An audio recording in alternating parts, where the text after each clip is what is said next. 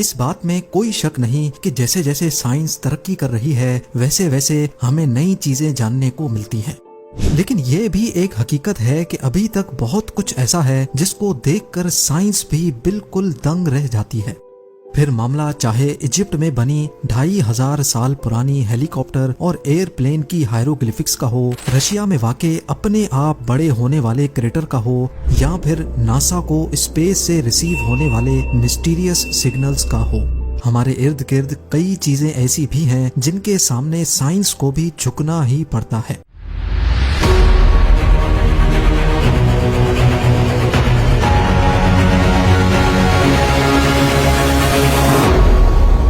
GeM TV की videos में एक बार फिर से खुशामदीद। नाजरीन, आज आप 5 ऐसी ही मिस्ट्रीज के बारे में जानेंगे जिनकी असल हकीकत आज तक किसी को भी मालूम नहीं पड़ सकी। तो आइए शुरू करते हैं। नंबर 5, आउटर स्पेस बेशुमार मिस्ट्रीज और लाजवाब सवालात से भरा हुआ है जिनको जानना और समझना साइंस के लिए अभी तक एक इम्पॉसिबल टास्क है। पिछली कई सदियों से साइंस हमारी यूनिवर्स की सबसे बड़ी ताकत को समझने की कोशिश कर रही है, लेकिन ताहाल अभी तक नाकाम है। और वो ताकत है ग्रेविटी। जिस तरह अर्थ की ग्रेविटी तमाम ऑब्जेक्ट्स को अपनी तरफ अट्रैक्ट करती है, इसी तरह सूरज की ग्रेविटी अर्थ समेत सोलर सिस्टम के दूसरे प्लैनेट्स को भी अपनी तरफ अट्रैक्ट करती है। लेकिन सूरज को किसकी ग्रेविटी अपनी जगह रहने पर मजबूर कर रही है? सूरज तो बहुत छोटी बात है, करोड़ों अरबों गैलेक्सीज, और इन गैलेक्सीज के स्ट्रक्चर को कौन सी ग्रेविटी ने बना रखा है? कोई तो ऐसी चीज जरूर है जिसका मास इतना ज्यादा है कि वो इन तमाम गैलेक्सीज को अपनी अपनी जगह पर मेंटेन किए हुए है। साइंसदानों ने इस ना दिखने वाली ग्रेविटी को डार्क मैटर का नाम दिया है, और ये मैटर हमारी यूनिवर्स के 85% मास को कवर करता है। पर हैरत की बात यह है कि पिछली कई सदियों से इस पर स्टडी करने के बावजूद भी हम इतने ज्यादा फैले हुए इस मैटर के बारे में ना कुछ जानते हैं और ना ही इसको हबल या फिर जेम्स वेब जैसे पावरफुल टेलीस्कोप से देख सकते हैं। साइंस सिर्फ इतना जानती है कि डार्क मैटर मास का एक थ्योरेटिकल वर्जन है जिसको ना हम देख सकते हैं और ना ही महसूस कर सकते हैं, लेकिन इसकी ग्रेविटी की वजह से इस यूनिवर्स का पूरा सिस्टम चल रहा है। नंबर 4, बेशक दुनिया के पावरफुल टेलीस्कोप से हम 13.1 बिलियन लाइट ईयर्स दूर गैलेक्सीज को देख सकते हैं, ब्लैक होल की फोटो कैप्चर करने में कामयाब भी हो चुके हैं, और साइंस की पावर इस्तेमाल करके हम 14 करोड़ किलोमीटर दूर मार्स पर कई रोवर्स भी भेज चुके हैं। लेकिन सबसे बड़ी हकीकत ये है कि ये तमाम मिशंस हम जिस प्लेनेट पर रहकर कर रहे हैं उसके ओशंस को अभी तक एक्सप्लोर नहीं कर पाए। करीब 80% से भी ज्यादा ओशन के हिस्से ऐसे हैं जहां की दुनिया हमारी दुनिया से बिल्कुल कटी हुई है। ओशन का deepest point Mariana trench 11,022 metres गहरा है, लेकिन हम इंसानों ने ओशन का सिर्फ वो हिस्सा अभी तक एक्सप्लोर किया है जो सिर्फ 200 मीटर्स गहरा है। इस पॉइंट को ट्वाइलाइट जोन कहा जाता है, जहां सूरज की रोशनी ना होने के बराबर है। लाइट के अलावा यहाँ प्रेशर 320 पाउंड्स पर स्क्वायर इंच होता है। ये इतना ज्यादा है कि जैसे किसी ने इंसान के जिस्म के सिर्फ 1 इंच के हिस्से पर ट्रैक्टर का टायर रख दिया हो। यही वजह है कि इंसान का चांद पर जाना तो आसान है, लेकिन ओशन के ट्वाइलाइट जोन से भी नीचे जाना बहुत ही मुश्किल है। एक एस्टीमेट के मुताबिक ट्वाइलाइट जोन के नीचे जितनी सी लाइफ रहती है, हम उसमें से सिर्फ 5% को एक्सप्लोर करने में कामयाब हुए हैं। बकाया 95% में क्या कुछ है ये अभी तक साइंस के लिए एक मिस्ट्री बनी हुई है। नंबर 3, वैसे तो एक छोटी सी चींटी से लेकर एक बड़े हाथी तक जितने भी लिविंग बींग्स हैं वो प्रॉब्लम्स को सॉल्व करने के लिए अपना ब्रेन इस्तेमाल करते हैं।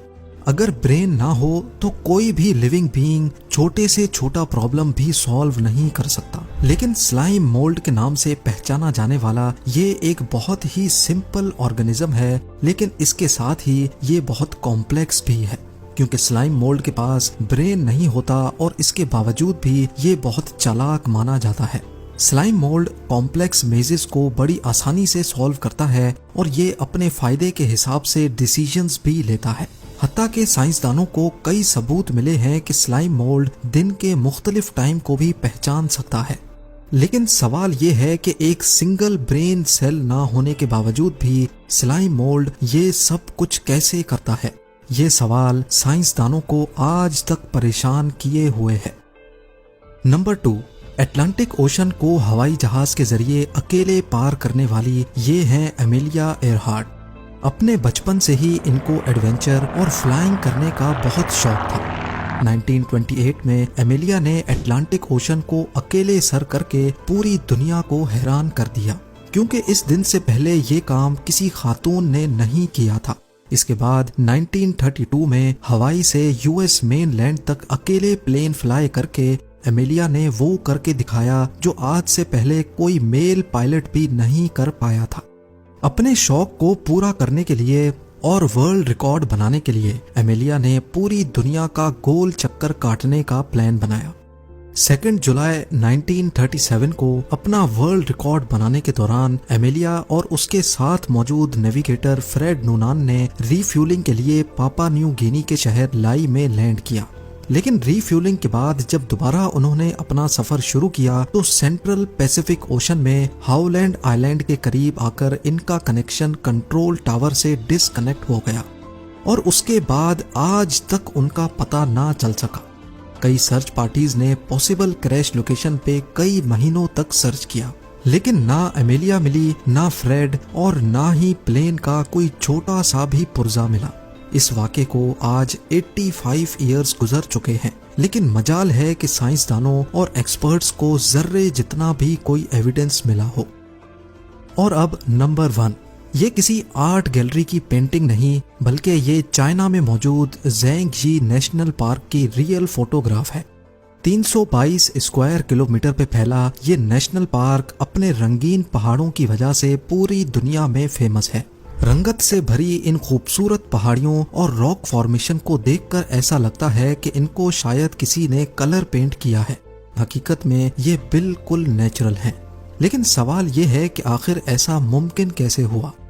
कई साइंसदानों का मानना है कि पहाड़ों के कलरफुल होने की वजह यहाँ मौजूद सैंडस्टोन और मिनरल्स का मिक्सचर है जो कई सालों से केमिकल रिएक्शन कर रहा है। लेकिन ऐसा इत्तेफाक तो कई और जगहों पर भी होता है, तो ये कलरफुल फॉर्मेशन सिर्फ यहीं पर ही क्यों है? जो लोग इस थ्योरी को नहीं मानते उनका कहना है कि अर्थ की टेक्टोनिक मूवमेंट्स की वजह से ये खूबसूरत फॉर्मेशन बनी है। कई सदियां गुजरने के बावजूद भी साइंस अभी तक इस दिलकश और हसीन पहाड़ों के पीछे का असल राज मालूम नहीं कर सकी। उम्मीद है ज़ेम टीवी की ये वीडियो भी आप लोग भरपूर लाइक और शेयर करेंगे। आप लोगों के प्यार भरे कमेंट्स का बेहद शुक्रिया। मिलते हैं अगली शानदार वीडियो में।